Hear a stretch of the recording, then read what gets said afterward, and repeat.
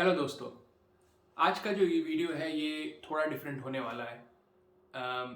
ये हमारा कोई यूजुअल शो होम का वीडियो या जो हमारा व्लॉगिंग वीडियो होता है वो नहीं है, पर ये थोड़ा आपके लिए इन्फॉर्मेटिव वीडियो है। आज मैं इस वीडियो में एक ऐसे टॉपिक पे बात करने जा रहा हूँ जो आपने मुझे बताया कि आप लोग इसके बारे में जानने में काफ़ी इंटरेस्टेड है। बहुत लोगों ने मुझे हमें इंस्टाग्राम का जो हमारा हैंडल है परिणव व्लॉग्स, उस पर मैसेज किया या यूट्यूब के कमेंट्स में डाला कि वो काफ़ी इंटरेस्टेड है यूके आने में। तो इस वीडियो का इकलौता मकसद यही है कि आपको मैं बता सकूं कि आप यूके कैसे आ सकते हैं। देखिए, यूके आने का काफ़ी तरीका है। या तो आप कहीं पढ़ना चाहते हैं, या तो आप किसी बिजनेस को स्टार्ट करना चाहते हैं, या तो आप जॉब के लिए यूके आना चाहते हैं, या तो आप एज अ डिपेंडेंट यूके आना चाहते हैं। और भी काफ़ी तरीके हैं और इन सारे तरीकों के डिटेल्स को मैं अगले वीडियो में बताऊंगा। पर आज का जो वीडियो है it's mostly going to be about कि मेरी जर्नी क्या है, मैं यूके कैसे आया, मैं इंडिया में कहाँ था, मेरी क्या थॉट प्रोसेस थी जब मैं डिसाइड कर रहा था कि मैं यूके आऊँगा, और जब मैं यूके आया तो मेरी जर्नी कैसी रही। तो ये वीडियो इसके बारे में है। चलिए मैं आपको बताता हूँ। अगर आपको लगता है कि आपकी भी सिमिलर सिचुएशन है और आप इस इन्फॉर्मेशन को यूज़ कर सकते हैं या किसी तरह से इंस्पिरेशन आपको आ सकता है, तो हमें कमेंट्स में ज़रूर बताइएगा। पर चलिए इस वीडियो को हम शुरू करते हैं। तो मैं इंडिया में बिहार से हूँ। मैंने अपनी 10th तक की पढ़ाई बिहार में ही की, मुजफ्फरपुर नाम का एक शहर है। और 10th के एग्ज़ाम के बाद मेरा 10th के रिज़ल्ट के बेसिस पे रांची के एक स्कूल में एडमिशन हुआ, डीएवी कपिल देव। जो लोग रांची से हैं उन्हें हो सकता है ये बात पता हो कि डीएवी कपिल देव एक काफ़ी अच्छा स्कूल है जहाँ पे मैंने 11th और 12th की पढ़ाई की। और फिर किसी भी साइंस स्टूडेंट की तरह मैंने भी इंजीनियरिंग के एग्ज़ाम्स देने शुरू किए। हालांकि मेरा कभी ये मन नहीं था कि मेरे को आईआईटी में ही जाना है। आईआईटी क्रैक करने का शौक ज़रूर था, पर ऐसा कभी था नहीं कि अगर आईआईटी में नहीं हुआ तो मैं और साल रुकूंगा और ट्राई करूंगा। तो मैंने आईआईटी का एग्ज़ाम दिया, मेरा नहीं हुआ, और उसी साल मैंने और भी कुछ इंजीनियरिंग कॉलेजेस के एग्ज़ाम दिए थे, जैसे एसआरएम इंस्टीट्यूट ऑफ टेक्नोलॉजी जो चेन्नई में है। और उसके एग्ज़ाम में मेरा हो गया, और जिसके कारण मुझे electronics and telecommunication department SRM institute of technology में मिला। तो रांची से मेरी जर्नी चेन्नई चली गई। मैंने चेन्नई में अपना बीटेक किया, 4 साल। बीटेक करने के बाद मेरा टीसीएस में, टाटा कंसल्टेंसी सर्विसेज में कैंपस प्लेसमेंट हुआ। और मेरा कैंपस प्लेसमेंट जो हुआ उसके बाद मैं भुवनेश्वर गया। 2 या 3 महीने का भुवनेश्वर में आईएलपी एक ट्रेनिंग होता है जहाँ पे टीसीएस आपको एक प्रोफेशनलिज्म का ट्रेनिंग देता है, विच वॉज रियली हेल्पफुल। और उस ट्रेनिंग के ख़त्म होने के बाद मेरा पहला पोस्टिंग चेन्नई हुआ। मैं वापस 4 साल चेन्नई के बाद मैं वापस 2 साल चेन्नई में टीसीएस में एज अ सॉफ्टवेयर इंजीनियर काम किया। और इंजीनियरिंग करते वक्त ही मेरे दिमाग में मेरे को ऐसा लग रहा था कि यार इट्स वेरी इंटरेस्टिंग, मेरे को काफ़ी कुछ नया सीखने को मिल रहा है। पर मेरे अंदर एक क्वेश्चन ये आता था कि क्या मैं ये हमेशा यही सॉफ्टवेयर इंजीनियरिंग करना चाहता हूँ, क्या मैं ज़िंदगी भर कोड ही लिखना चाहता हूँ। और आंसर मेरे को काफ़ी क्विकली मिल गया कि नहीं। और उस वक्त क्या हो रहा था कि मेरे आसपास जो सीनियर्स थे मेरे, जस्ट नॉट इन टीसीएस, मेरे लॉज में जो भैया लोग रहते थे वो लोग एमबीए की तैयारी कर रहे थे। और तो वहाँ से मुझे लगा कि मुझे भी एमबीए का तैयारी करना चाहिए। और ऑब्वियसली जो ऑप्शन था वो कैट था। तो मेरा एक दोस्त है जो उस वक्त चेन्नई में ही था, टीसीएस में ही काम कर रहा था। उसने और मैंने एक साथ पढ़ाई करनी शुरू की।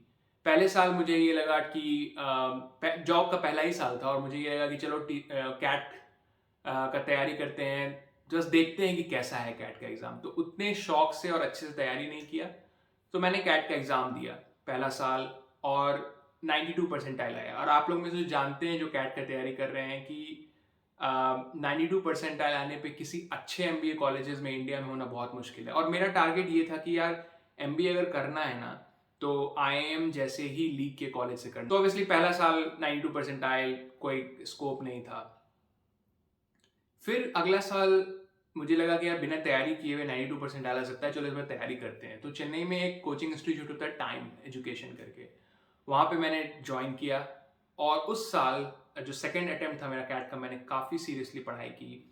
इनफैक्ट TCS का जॉब जो काफ़ी फ्लेक्सिबल था, मैंने अपने जॉब के अराउंड सुबह उठ के 5-6 बजे उठ के मैंने कैट की तैयारी की। उसके बाद ऑफिस गया। और कोई यूनिक चीज़ नहीं है, आप लोगों में से ऐसे बहुत लोग होंगे जो ऑलरेडी ये कर रहे होंगे। सो मैं ऐसा कोई बूस्ट नहीं कर रहा हूँ, पर मैंने जॉब के साथ ही अपनी कैट की तैयारी की। और ऑफिस ख़त्म हुआ, शाम में वापस घर आया, फिर से तैयारी में लग गया, क्लासेस जाना, क्लासेस अटेंड करना, तो ये सारे चीज़ साथ में हो रहा था। और लेकिन जब एग्ज़ाम का टाइम आया, मैंने एग्ज़ाम लिखा, आई वॉज वेरी कॉन्फिडेंट, तो उस वक्त मेरा 97 पॉइंट समथिंग परसेंटाइल आया। अब 97 पॉइंट समथिंग परसेंटाइल पे किसी IIM से फिर कॉल नहीं आया। तो फिर मैंने ये डिसाइड किया कि यार अब IIM से अगर कॉल नहीं आ रहा है तो I will have to do it again. और उसी समय मैंने अपना जॉब भी चेंज किया। मैं चला गया बैंगलोर। एक फाइको नाम की कंपनी है जो US की एनालिटिक्स कंपनी है, उसमें मैं जॉब करने बैंगलोर चला गया। सो अब मैं चेन्नई में 2 से ढाई साल काम करने के बाद बैंगलोर शिफ्ट हो गया। और बैंगलोर में जो मेरा शिफ्ट हुआ, मेरे को सैलरी हाइक काफ़ी ज़्यादा मिला। और ऐसा हाइक मिला जो अनएक्सपेक्टेड था, जो कि IIM से कुछ लोग जो MBA करके निकलेंगे, जो कम एक्सपीरियंस है जिनके पास, उनको उतना सैलरी मिलता। तो मेरे को लगा यार कि अगर मैं अब IIM से भी MBA करूंगा तो मेरा जो सैलरी होगा, और इतना इन्वेस्टमेंट करने के बाद 20-25 लाख रुपए इन्वेस्टमेंट करने के बाद MBA में, क्या मेरे को मेरा return of investment will be worth अगर मेरे को 12-13 लाख का सैलरी मिलता है। और मैंने कुछ सीनियर से बात किया, लिंक्डइन पे कुछ लोगों से कनेक्ट किया, और फाइनली डिसाइड किया कि अब यार इंडिया से MBA करना उतना यूजफुल मेरे लिए नहीं होगा। Maybe that was a wrong decision, maybe that was a right decision, but it was a decision that I took being aware of all the factors कि क्या risks हैं अब मेरा ये decide करने है कि मेरे को इंडिया से MBA नहीं करना है। तो obviously दूसरा ऑप्शन था, और मेरे को MBA तो करना ही था, दूसरा ऑप्शन था कि अब इंटरनेशनल MBA किया जाए। और यहाँ से ही मेरी जर्नी शुरू हुई कि मैं UK कैसे डिसाइड किया। तो अब अगला डिसीजन ये था कि इंटरनेशनल MBA कैसे किया जाए। तो there is exam called as GMAT, general management aptitude test. ये एग्जाम अगर आप दीजिएगा तो इस एग्जाम के स्कोर के बेसिस पे आपको इंटरनेशनल MBA स्कूल्स में अप्लाई करने का एलिजिबिलिटी क्रिएट होता है। तो GMAT का जो एग्जाम होता है उसमें same maths, English, quantitative aptitude का टेस्ट होता है। मैं लिंक में डिस्क्रिप्शन में एक लिंक डाल दूंगा जिसमें आप GMAT के एग्जाम्स के बारे में पढ़ सकते हैं। तो मैंने GMAT का एग्जाम दिया और पहला अटेम्प्ट दिया, मेरा स्कोर 680 आया। कहा जाता है, और GMAT का एग्जाम 800 स्कोर का होता है, total 800। 680 is a very good score. लेकिन क्या होता है ना कि आप इंटरनेशनल अरेना में आप इंडियन स्टूडेंट्स के साथ भी अगर compete कर रहे हो ना, तो इंडियंस काफ़ी हाई स्कोर करते हैं। मतलब अगर आपका स्कोर 700 से नीचे है, you are still in the top 98th percentile, लेकिन कंपटीशन काफ़ी हाई है। तो आपको GMAT में कोशिश करना चाहिए कि 700-710 से स्कोर से ऊपर आए। तो मैंने GMAT का एग्ज़ाम दिया, और दूसरी बार जब एग्ज़ाम दिया तो मेरा 700 आया। और 700 स्कोर के बेसिस पे मैंने डिसाइड किया कि अब कहाँ अप्लाई करें, क्योंकि आपको एप्लीकेशन डालना पड़ता है। आप different university, there is a website called as FT ranking. तो मैंने क्या किया कि दुनिया, FT रैंकिंग में क्या होता है कि वो दुनिया के जितने भी MBA स्कूल्स हैं, including MBA schools in India, उनका रैंकिंग करता है कि कौन सा डिफरेंट पैरामीटर्स होता है कि MBA के बाद सैलरी कितना है, फीस कितना है, वहाँ के फैकल्टीज कितने क्वालिफाइड हैं, स्टूडेंट्स कितने डाइवर्सिफाइड हैं, डिफरेंट फैक्टर्स पे FT रैंकिंग करता है। तो मैंने जब बहुत लोगों से बात की, उन्होंने मुझे रिकमेंड किया था कि आप FT रैंकिंग पे MBA कॉलेजेस का रैंक देखें और उसके बेसिस पे डिसाइड करें कि आपको कहाँ से MBA करना है। लेकिन उससे पहले भी एक और डिसीजन करना था कि यार मैं US से MBA करना चाहता हूँ या UK से MBA करना चाहता हूँ। कुछ और कंट्रीज जैसे यूरोप में फ्रांस, जर्मनी, यहाँ भी काफ़ी अच्छे MBA कॉलेजेस हैं, सिंगापुर में भी कुछ अच्छे MBA कॉलेजेस हैं। पर मैंने यूरोप को बहुत जल्दी ही एक्सक्लूड कर दिया अपने लिस्ट से, क्योंकि ऑब्वियसली वहाँ लैंग्वेज का इश्यूज हो जाता है। फ्रांस में आप जाओ तो काफ़ी फ्रेंच बोला जाता है, वहाँ पे एम्प्लॉयमेंट में चैलेंज आ सकता है। US मैंने इसलिए एक्सक्लूड कर दिया अपने लिस्ट से, हालांकि मैंने कॉलेज में वहाँ भी अप्लाई किया था, पर US काफ़ी महंगा है। वहाँ का MBA फीस, आप डिफरेंट कॉलेजेस की वेबसाइट पर जाइएगा तो आपको पता चलेगा इट्स टू एक्सपेंसिव। और 2 साल का MBA था, विच इज़ गुड। मैं 2 साल का ही MBA करना चाहता हूँ। और फिर मेरे दिमाग में आया UK. UK was a best choice for me, क्योंकि ऑब्वियसली इंग्लिश यहाँ का लैंग्वेज है और हमें हमें इंडियंस को इंग्लिश तो बोलना आता ही है, बहुत लोगों को आता है, तो English language was not a challenge. और यूके में एमबीए जो है वो काफ़ी महंगा है, पर यूएस के कंपैरिजन में थोड़ा सस्ता है। और यूके में 1 साल का भी एमबीए होता है, 18 महीने का भी एमबीए होता है और 2 साल का भी एमबीए होता है। हालांकि तीनों ऑप्शन मेरे लिए बेटर था, पर आपको इस बात का ध्यान रखना चाहिए कि जो 1 साल का एमबीए है, क्या ये इतना लंबा टाइम पीरियड है कि आप पढ़ भी लें और एम्प्लॉयमेंट जॉब भी ढूंढ लें। एनीवे, मैंने डिसाइड किया, मैंने अप्लाई किया ऑक्सफोर्ड में एमबीए करने का, अप्लाई किया एप्लीकेशन, कैम्ब्रिज में अप्लाई किया और मैनचेस्टर यूनिवर्सिटी ऑफ मैनचेस्टर के मैनचेस्टर बिजनेस स्कूल में अप्लाई किया। और तीनों business school top 30 in the world ranking में आता है। मेरा कैम्ब्रिज से कॉल नहीं आया, ऑक्सफोर्ड के एमबीए से कॉल आया।